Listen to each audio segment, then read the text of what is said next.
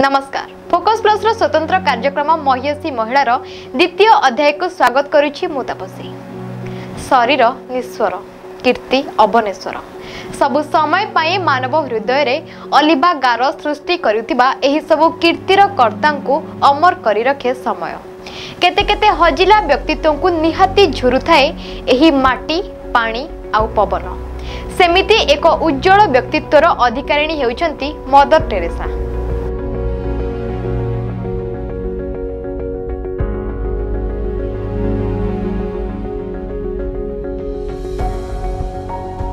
आखिरे आखिए स्वप्न हृदय रे भरपूर स्नेह मनरे ममता प्राणरे सेवार भाव को आपणे नहीं से देखुथिले मानव जातिर कल्याण पाई स्वप्न। जेउ माँ शब्दर उच्चारण रे मन तले आंकी होई जाए एक सुंदर प्रतिमूर्ति अजस्र स्नेह श्रद्धार सेवा जत्नर।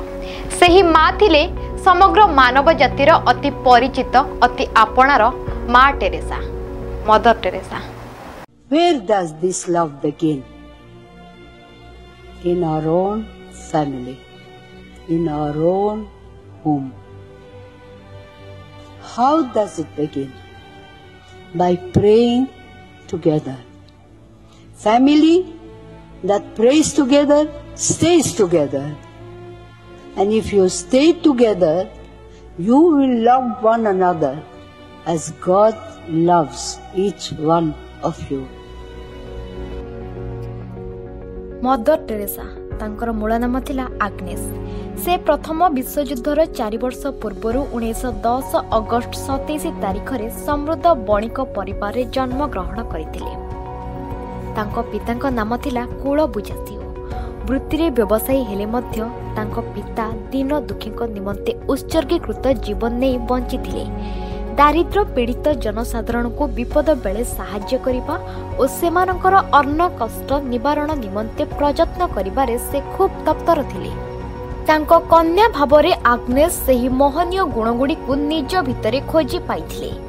जेउ समय रे किशोरी माने नीड़ रचना पाई व्याकुल होई उठंती भविष्यतर रंगीन स्वप्न रे विभोर होई जीवन को छंदायित करबा निमंते राह खोजंती से बयस रे आग्नेस ईश्वराभिमुखी होई उठिथिले। तांको जेतेबेले 7 वर्ष पूरी 8 वर्ष चलीथिला से समय रे तांको पितांकर देहांत होइथिला। एही दारुण धक्का संभाळिबा लागि तांको हृदय रे शक्ति नथिला। एहा परठारु तांको माता अधिक धर्मपरायणा होई पड़िथिले। एहा तांकर आध्यात्मिक विकास निमंते सहायक हेला। जीवनर एही अपूर्व मूଳରେ आग्नेस सन्यासी हेबारे निष्पत्ति ग्रहण करिथिले। युगोस्लोभियार धर्म याजक माने विभिन्न देश को बुली सेवा कार्य जारी रखिथांती। प्रसंग क्रमे सेमाने भारत रे निजर सेवा कार्य आरंभ करिबार योजना कले और सेही धारारे सामिल हेबा निमंते प्रस्तुति आरंभ कले। से लारिटार धार्मिक परंपरार निखित हेले। 1928 मसीहारे से भारत अभिमुखी यात्रा आरंभ करिथिले और 1929 मसीहारे जनवरी 6 तारिख रे से पुण्यभूमि भारत रे सांस्कृतिक राजधानी कलिकता रे पदार्पण कले। सेठारे तांको जीवन रे एक नूतन अध्याय उन्मोचित होइथिला। से सेतेबेले भारतर महात्मा गांधी अहिंसार शक्तिभूत स्वाधीनता संग्राम पक्षरु प्रसार करी देश को ढांकी रखिथांती। परे से एक मिशन विद्यालय रे भूगोल शिक्षयित्री भाबे कार्यरत थिले। तापरे सेवा कार्य रे प्राथमिक ज्ञान हासिल करी से निजको उपेक्षित रोगी मानक सेवा निमंते उत्सर्ग कले। आग्नेस दार्जिलिंग कलिकता रे शिक्षयित्री रूपे कार्य करुथिबा बेले सेही समय रे भयंकर दुर्भिक्ष पड़िथिला। एहा तांकर कोमल प्राण को थराई देथिला। साधारण जनतार अनाहार मृत्यु को से सह्य करि पारि नथिले। एभली दृश्य देखि से निजको हतभाग्य बोली मने करिथिले। 1946 मसीहारे सांप्रदायिक दंगा तांको भितरे भयानक ग्लानि सृष्टि करथिला। 1964 मसीहा सेप्टेम्बर 10 तारिख रे एक विचित्र अनुभूति लाभ करिथिले आग्नेस। ट्रेन रे यात्रा कला बेले तांको एक दैव निर्देश प्रतिध्वनित हेला जे तुमको किछि महान कार्य करिबाकू हेबो। साधारण मनुष्यर सेवारे निजको उत्सर्ग करिबाकू हेबो।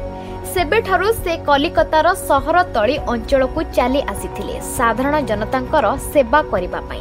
नील धड़ीर शाढ़ी परिधान करी से रास्ता को ओह्लै आसी साधारण मानवर सेवारे निजकु समर्पित करदेले।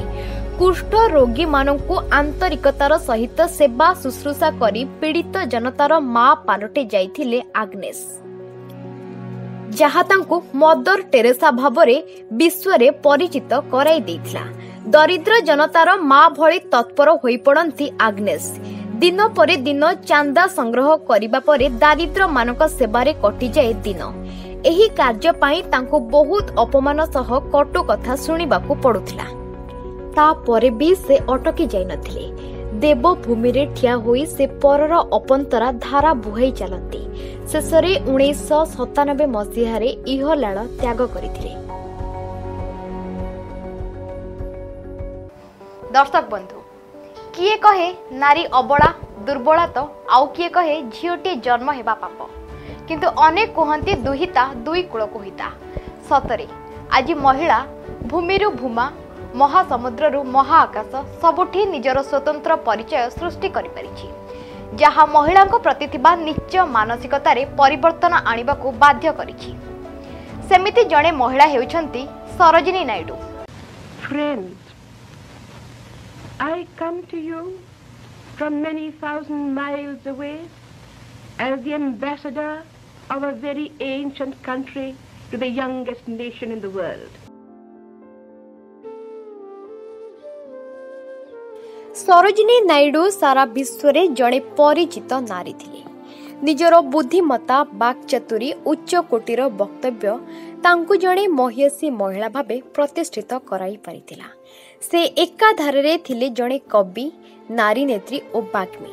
केवल सेतिकी नुहे देशर प्रथम राज्यपाल हेबा सहित जातीय कांग्रेस रो प्रथम महिला अध्यक्ष थिले सरोजिनी नायडू। तांको मध्य नाइटेंगेल ऑफ इंडिया अर्थात भारतर बुलबुल कहुए। अगस्ट 15 तारिख 1947 रे आम देश स्वाधीन होइथिला। तेबे आम देश को गोटे स्वाधीन राष्ट्र रे परिणत करिबा पई जेउ केते जण स्वाधीनता संग्रामी अनेक अत्याचार आउ अकथनीय जंत्रणा सही आमको स्वाधीनता देइछंती, सेही मानक मध्यरु भारत मातार सुयोग्य कन्या महेयसी महिला सरोजिनी नायडू अन्यतम। भारतीय स्वाधीनता आंदोलन रे गांधीजींकर सहयोगी रूपे सरोजिनी नायडूंको अवदान अतुलनीय।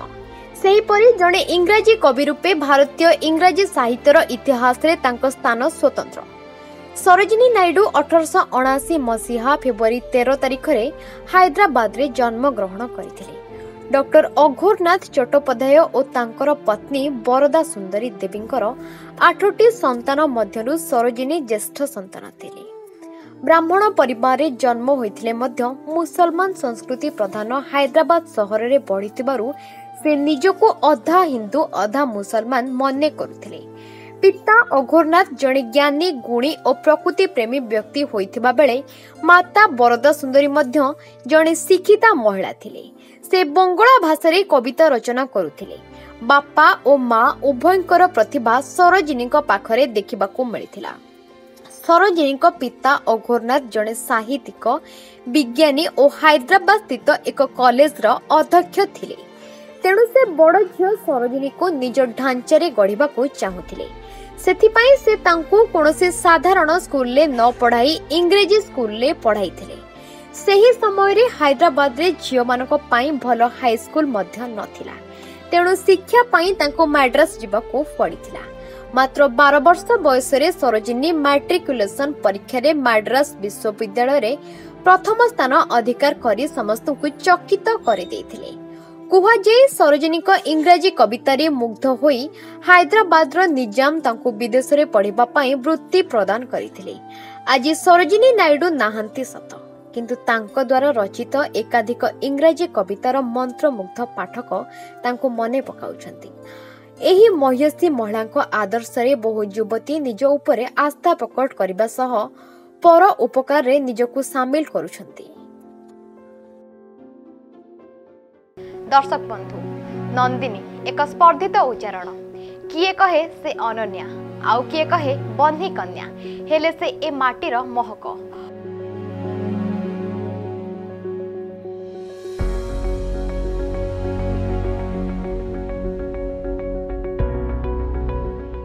असाधारण महेयसी महिला जहांकर पटांतर नाही। ओडिशा राजनीति रे से थिले अग्निवर्षी नेत्री। राज्यर एकमात्र महिला मुख्यमंत्री को गौरव केवल तांकरी नाँ रे ही अछि। राजनीति रे से जेमिति अपराजिता सृजनशीलतार ठीक सेमिति अनुपमा, सेमिति जड़े महिला हेउछंती नंदिनी शतपथी।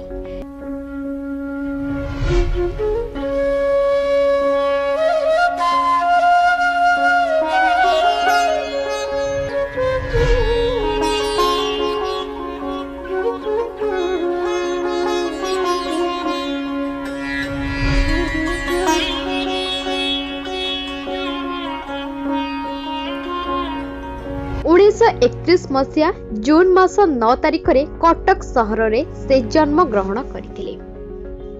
नंदिनी को पिता काळंदी चरण पाणिग्राही जड़े विशिष्ट साहित्यिक थिला बेले दादा भगवती चरण पाणिग्राही ओडिशा कम्युनिस्ट दलर नेता थिले। एणु पिला बेलु ही नंदिनी को उपरे उभय साहित्य एवं राजनीतिर प्रभाव पड़िथिला। तुलसी दुई पत्ररु बासिला भली पिलाटी दिनरु ही से जे दिने प्रतिष्ठार शिखर छुईबे ताहा जଣା पड़ु नथिला। पिला बयसरे कविता लिखिबा को पसंद करथिबा नंदिनी प्रारंभिक शिक्षा परे रेभेन्सा कॉलेज रा स्नातकोत्तर डिग्री हासिल करथिले। कटक शहर निर्वाचन मंडली 1972 मसीह 1974 मसीहा पर्यंत ओडिशा विधानसभा को सदस्य भावे निर्वाचित होइथिले। 1972 मसीह 1973 मसीहा पर्यंत ओडिशार प्रथम महिला मुख्यमंत्री भावे दायित्व ग्रहण करथिले एवं 1974 मसीह 1977 मसीहा पर्यंत ढेंकानाल निर्वाचन मंडलीर सदस्य होइथिले। 1974 मसीह 1976 मसीहा पर्यंत द्वितीय थर पई मुख्यमंत्री होइथिले। 1977 मसीह 1990 मसीहा पर्यंत ढेंकानाल निर्वाचन मंडली विधानसभा सदस्य रहिथिले। 1979 मसीह 1990 मसीहा पर्यंत राज्य योजना बोर्ड अध्यक्ष भाव में दायित्व संभाळिथिले। एहा परे गदिया निर्वाचन मंडली 1990 मसीह 1995 मसीहा एवं 1995 मसीह 2000 मसीहा पर्यंत विधानसभा सदस्य रहिथिले। पुनश्च 1995 मसीह नंदिनी देवी योजना बोर्ड अध्यक्ष होइथिले। मुख्यमंत्री थिबा समय रे ओडिशार अनेक क्षेत्र रे वैप्लविक परिवर्तन आनिथिले नंदिनी। भू संस्कार आईन को कार्यकारी करी 25 एकररु अधिक जमी थिबा धनी लोकंक ठारू सीलिंग बहिर्कृत जमी आनी भूमिहीन को बांटिथिले। सही समय रे क्रामा अंचल रे महाजनी कारोबार बंद करने को पदक्षेप नेइथिले। असहाय व्यक्ति वार्धक्य भत्ता प्रचलन लगी आईन प्रणयन करथिले नंदिनी। द्वितीय थर मुख्यमंत्री होई यौतुक विरोध रे अभियान आरंभ करी यौतुक निरोध आईन प्रणयन करथिले। केवल सेतिकिरे चुप बसी नथिले नंदिनी देवी। ओडिशार प्रथम टेलीविजन शुभारंभ करबा सह अपगोकुलार जल प्रकल्प रेंगाली प्रोजेक्ट परी क्षुद्र तथा मध्यम धरणर जल प्रकल्पर शुभारंभ करथिले। दलित और आदिवासी कलिंग कुटीर नामक गृह निर्माण स्कीम करथिले। मुख्यमंत्री भावे कार्यकाल समय रे भारतर प्रथम प्रधानमंत्री जवाहरलाल नेहरू, पूर्वतन प्रधानमंत्री स्वर्गत लाल बहादुर शास्त्री एवं स्वर्गत इंदिरा गांधी सह से काम करथिले। नंदिनी देवी दृष्टि रे साहित्य कल्पना प्रवण नुहे, सामाजिक अंगीकारबद्धता। जो साहित्य समाजर हितरे आसे, जो साहित्य रे समाजर परिवर्तन पाई शक्ति नाही, जो साहित्य रे भाषा और रुचि अभिवृद्धि रे सामर्थ्य भी नाही, ताहा साहित्य नुहे बोली से मत व्यक्त करुथिले। 1942 मसीह रे प्रकटिसिंग मिडिल स्कूल रे सप्तम श्रेणी रे पढ़िबा बेले अनाथ गल्पटी थिला तांकर प्रथम लिखित गल्प। सही परी 1967 मसीह रे केतोटी कथा, 1970 मसीह रे गांधी कथामृत, 1988 मसीह रे सप्तादशी, 1990 मसीह रे रसीद टिकट पुस्तक रचना करथिले।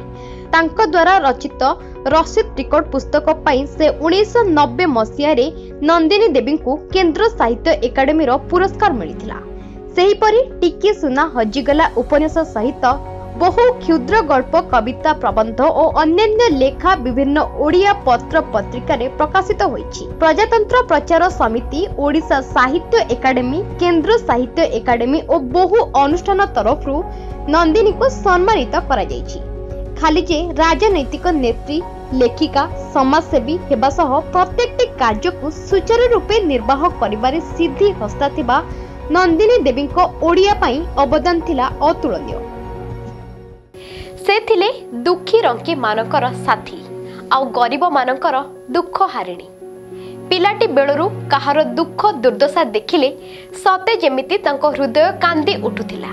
सेथिपाई तो से निजर संपूर्ण जीवन को मानव समाज पाई उत्सर्ग करिथिले। निजे विद्यालय माटी माड़ी नथिले सत, किंतु ओडिशार नारी शिक्षा से आनिथिले वैप्लविक परिवर्तन। ओडिशार स्वाधीनता संग्राम रथरे से साजिथिले जणे आग धाड़ीर योद्धा। से आउ केही नुहंती, ओडिशा माटीर गर्व, गौरव, सेवा, त्याग और संग्रामर प्रतीक महान स्वाधीनता संग्रामी माँ रमादेवी। 1899 मसीहा डिसेम्बर 3 तारिख रे कटक जिलार सत्यभामापुर ग्राम रे जन्म ग्रहण करथिले माँ रमादेवी। गोपाल बल्लभ दास और बसंत कुमारी देवी औरसरू जन्म ग्रहण करथिले एही महियसी महिला। माँ रमादेवी हेउछंती उत्कल गौरव मधुसूदन दासंक झियारी। तुलसी दुई पत्ररू बासिला परी छोट बेलू दुखी दरिद्र मानक पई तांको मनरे सेवा करिबार भावना उंकी मारिथिला, जहाँकि तांको परवर्ती जीवन रे जने प्रतिष्ठित समाजसेवी भावे परिचित कराई पारिथिला। आपण माने जानिले आश्चर्य हेबे जे पिलाबेळु स्कूल जाई नथिबा माँ रमादेवी ओडिया, संस्कृत, हिंदी, बंगला भाषा रे थिले बेस पारंगम। एही सबु भाषा उपरे थिला तांकर अगाध्य पांडित्य। 1914 मसीहा रे रमादेवी स्वाधीनता संग्रामी नामकरा वकील तथा तत्कालीन डेपुटी कलेक्टर गोपबंधु चौधरी को विवाह करथिले। पिलाटे दिनरू माँ रमादेवी मन जहाँ चाहूला ताहा संग्रामी गोपबंधु सह विवाह बंधन रे बांधी होईगला परे अधिक सफलता लाभ कला। 1921 मसीहा महात्मा गांधी और कस्तूरीबा ओडिशा आगमन समय रे रमादेवी जातिर पिता महात्मा गांधी और माँ कस्तूरीबा सह मिसिबार सौभाग्य पाइथिले, जहाँकि परवर्ती समय रे तांको जीवन शैली को संपूर्ण बदलाई देथिला। से महात्मा गांधी द्वारा अनुप्राणित होई निजर संपूर्ण जीवन देश सेवा पाई उत्सर्ग कर देथिले। एमिति कि स्वामी गोपबंधु चौधरी मध्य सरकारी चाकरी मोह छाड़ी रमादेवी सहित स्वाधीनता संग्राम रे जोग देथिले। एहा परे 1921 मसीहार असहयोग आंदोलन हेउ कि 1930 मसीहार लवण सत्याग्रह हेउ, सबुथिरे नारी मानक नेतृत्व नेई रमादेवी ओडिशार जनसाधारण मानकु ब्रिटिश साम्राज्य विरोध रे एकत्रित करि पारिथिले। सेहिपरि 1932 मसीहारे समाजरु वर्ण वैषम्य, छुआ अछुआ विरोध रे अस्पृश्य निवारण समिति गठन करी लोक मानकु सचेतन करथिले। इंग्रेज विरोध रे नारी जागरण सृष्टि करिबा, स्वाधीनता संग्राम आंदोलन नेतृत्व नेबा, सभा समिति रे इंग्रेज मानकु देशरु हटाइबा, ओजस्वनी वक्तव्य माध्यम रे देश प्रेम जागृत कराइबा क्षेत्र रे से थिले सिद्ध हस्ता, जेउथिपाई रमादेवी को अनेक थर जेल जिबाकु पड़िथिला। तथापि से देश प्रेमर निया जळाइबा पाई केबे पछाई नाहंती। जेल रे हेउ कि जेल बाहरे सबुठी से स्वदेशी वस्त्र परिधान करिबा सह अरटरे सूता काटिबा, नारी शक्ति को शिक्षित कराइबा, आत्मनिर्भरशील कराइबा भली कार्य करि आसुथिले, जहा तांको इतिहास मने रखिछि एवं मने रखिथिबो मध्य। 1947 रे भारत स्वाधीनता हेबा परे मध्य से समाज प्रति निजर दायित्वबोध और सेवा कार्य केबे पछकु फेरी जाई नाहंती। 1952 मसीहारे विनोबा भावेଙ୍କ सहित भूदान आंदोलन रे सक्रिय अंशग्रहण करथिले। 1962 रो भारत चीन युद्ध समय रे मध्य से घर घर बुली भारतीय सैन्य मानक अस्त्र शस्त्र पाई अर्थ जोगाड़ करिबा क्षेत्र रे प्रमुख भूमिका निभाइथिले। एही महियसी महिला जनक 1985 मसीहा जुलाई 22 तारिख रे चिर निद्रा रे सोई पड़िथिले। माँ रमादेवी स्मृति रे अनेक अनुष्ठान गढ़ी उठिछि। राजधानी भुवनेश्वर रे नारी शिक्षा पाई गढ़ा जाइथिबा रमादेवी महाविद्यालय एबे विश्वविद्यालय रे परिगणित होइछि। भारतीय नारी मानक मध्यरे जो महिषी मानकु नै आमे गर्व अनुभव करू सेही मानक मध्यरु अन्यतम हेउछन्ती भारतर पूर्वतन प्रधानमंत्री स्वर्गीय इंदिरा गांधी। हमारे निकट के पड़ोसी पाकिस्तान में बहुत वर्ष पहले जब जवाहरलाल नेहरू प्रधानमंत्री थे तब उन्होंने सुझाव दिया था जिसके हम एक दूसरे से लड़ाई न करें, इस पे समझौता हो। और उस बात को अलग अलग रूप में पहले पूज्य शास्त्री जी ने और फिर मैंने उसको दोहराया, लेकिन बराबर उसको वो ठुकराते गए। अब जाके कुछ साल पहले अब के जब मैं प्रधानमंत्री बनी, जिस समय उनको बाहर से नवीन प्रकार के जोरदार शस्त्र हथियार मिले, उसके साथ साथ उन्होंने एक ये भी जोड़ दिया उसके बाद में कि ऐसा समझौता होना चाहिए। से पिलाटी दिनरू विचक्षण बुद्धिमता थिले। परवर्ती समय रे भारतीय राजनीति रे जोग देबा सह देशर एकमात्र महिला प्रधानमंत्री हेबार गौरव अर्जन करिथिले। तांको प्रधानमंत्रित्व काल रे निया जैतिबा अनेक निष्पत्ति तांको लोकप्रिय कराई पारिथिला। सही अनन्या महिषी महिला को ने फोकस प्लस रो स्वतंत्र उपस्थापना भारत रत्न इंदिरा। नारी होई मध्य भारत भली एक विराट गणतांत्रिक राष्ट्रर प्रधानमंत्री पदवी अलंकृत करी जेउ कीर्ति अर्जन करी उदाहरण साजिछंती ताहा विश्व इतिहास रे विरल। तांकर कृतित्व पाई से भारत इतिहास रे चिरस्मरणीय होई रहिथिबे। इंदिरा गांधी 1970 मसीहा नवेम्बर मास 19 तारिख दिन उत्तर प्रदेश रे एलबेट सहर रे थिबा मोतीलाल नेहरूंकर आनंद भवन रे जन्म ग्रहण करथिले। से थिले पिता जवाहरलाल नेहरू माता कमला देवींकर प्रथम संतान। जन्म बेले से थिले कंढे परी सुंदर, तेणु जवाहरलाल तांको ना देइथिले प्रियदर्शिनी। 5 वर्ष बयस रे इंदिरांकर विद्या आरंभ होइथिला, किंतु विद्यालय रे नुहे तांको घरे, कारण तांकर पाठपढ़ा तदारख करिबा पई मोतीलाल की बापा जवाहरलाल को समय न थाए। तेणु इंदिरांको पढ़ापढ़ी पई जड़े घरोई शिक्षकों को दायित्व दिया जाइथिला। घरे रही इंदिरा प्राथमिक शिक्षा लाभ करथिले। 1926 मसीह रे जवाहरलाल नेहरू कमला और इंदिरांको सहित जेनेवा अभिमुखे समुद्र पथरे यात्रा कले। जानिबारे रहिबा समय रे इंदिरा मझिरे मझिरे तांको पितांको सह आखपाख अंचल भ्रमण करथिले। सेही समय रे से लंडन, प्यारिस प्रभृति सहर बुलिथिले। केवल जे से विभिन्न देश बुलुथिले ताहा नुहे, स्विट्जरलैंड रे एक स्कूल रे प्राथमिक शिक्षा मध्य लाभ करथिले। 1928 मसीह रे इंदिरा तांको माता और पितांको सह निज देश को फेरी आसीथिले। सेतेबेलकु तांको मात्र 11 वर्ष बयस होइथिला। एते कम वर्ष बयस रे भी इंदिरांको ठारे देश प्रेमर मंची अंकुरित उठिथिला। एहा परे से अन्यमानंको सह मिसी देश पाई काम करिबाको स्थिर कले। तापरे किंतु तांको केही साथी भाबरे ग्रहण करिले नाही। एहा परे इंदिरांको बहुत कष्ट लागिथिला, किंतु मनबल भी भांगी नथिला। से आखपाख पड़िशा घरर बालक बालिका मानंकु एकजुट करी बानर सेना नामक एक संगठन गठन करथिले। देश जाति पाई काम करिबाकु प्रवर्ताइथिले। एपरि भावे देखु देखु 6000 पिला से संगठन रे सदस्य भावे सामिल हेले। इंदिरा कदापि समयर अपव्यवहार करिबाकु पसंद करुनथिले। सेथिपाई मोतीलाल जी तांकु एक चरखा देथिले। जेतेबेले सेटिके समय पांती चरखारे सूता करंती एवं बापा और जेजे बापांकु तांकु देश सेवा संपर्क रे शिक्षा दियंती।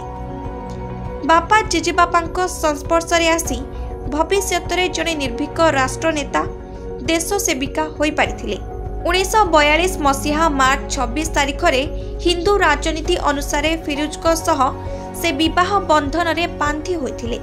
ଏହା परे तांकर दुईटी पुत्र संतान जन्म होइथिले, राजीव गांधी और संजय गांधी। महिला शिशु मानक पाई इंदिरा अनेक काम करथिले।